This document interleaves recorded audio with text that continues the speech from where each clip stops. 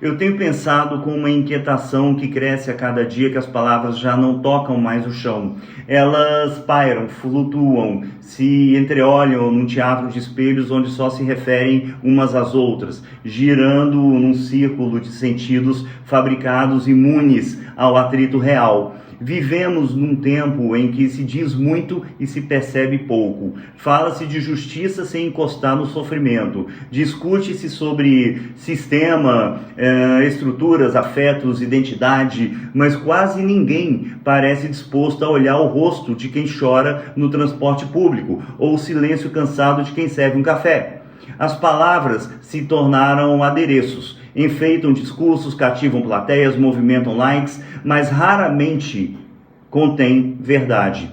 Porque verdade, gente, exige encarnação, exige que a linguagem tenha carne, chão, cheiro de mundo. E isso se perdeu. Algo se quebrou quando passamos a admirar a linguagem pela linguagem desalmada, parnasiana, e não pela verdade que ela carrega. O discurso virou performance, a retórica virou produto, o vocabulário virou armadura para esconder a ignorância. É possível dizer frases longas, com 3 ou 4 camadas de abstração e não tocar em nada que exista. É possível também ser considerado um intelectual brilhante sem jamais ter parado para escutar, com silêncio devoto, a experiência concreta de alguém. A palavra, quando se desconecta da realidade, não apenas perde o seu poder, ela se torna perigosa. Lembre-se disso, porque começa a substituir o real. E há nisso uma forma elegante de violência, a de empurrar as coisas concretas para fora da linguagem até que deixem de ser visíveis. Fala-se do pobre sem jamais lhe estender a mão. Fala-se da dor sem jamais atravessar qualquer dor que seja.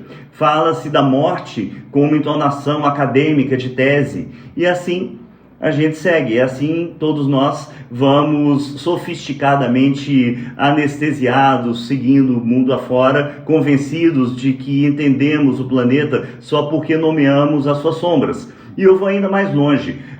Quanto mais formalizado o discurso, observem, mais suspeito ele me parece. Há uma estética do conteúdo vazio, discursos moldados com precisão milimétrica, porém ocos. Como catedrais, sem um altar, por exemplo. A forma tomou o lugar do conteúdo. O vocabulário certo se tornou a senha de acesso aos círculos de poder cultural. Quem não domina é visto como bruto, ignorante, ultrapassado. E, no entanto, os que dominam a linguagem muitas vezes já não sabem mais nomear um sofrimento com simplicidade, nem reconhecer a beleza de um gesto mínimo.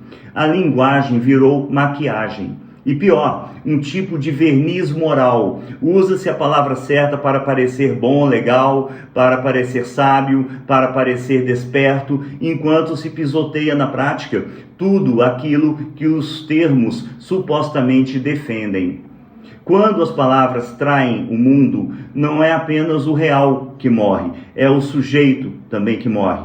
O sujeito autêntico, aquele que sente o que diz e diz o que sente. Esse vai sendo lentamente sufocado. E em seu lugar nasce o personagem, aquele que articula frases certas, mas sem alma, que debate, mas não escuta, que repete, mas não se interroga, que grita, mas não se espanta. A linguagem verdadeira não vem da boca para fora, ela vem de dentro para o mundo.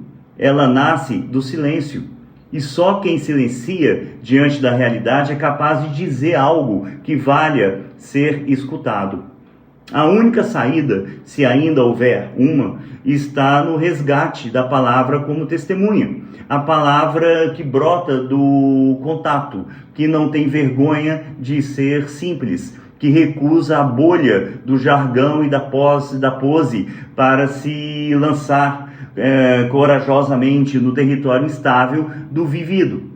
Quero que a minha linguagem sangre, que a minha linguagem se suje, que erre, mas que diga algo que vale a pena. Prefiro uma frase imperfeita, mas verdadeira, a uma teoria impecável construída sobre nada. As palavras precisam voltar a tocar o chão, a se sujar de realidade, a sair do livro e voltar à pele. a deixar de ser código e voltar a ser gesto. Porque enquanto a linguagem não se reconciliar com o mundo, nenhuma revolução será mais do que uma encenação. E nenhuma cura virá das bocas que só sabem dizer sem nunca ouvir absolutamente nada.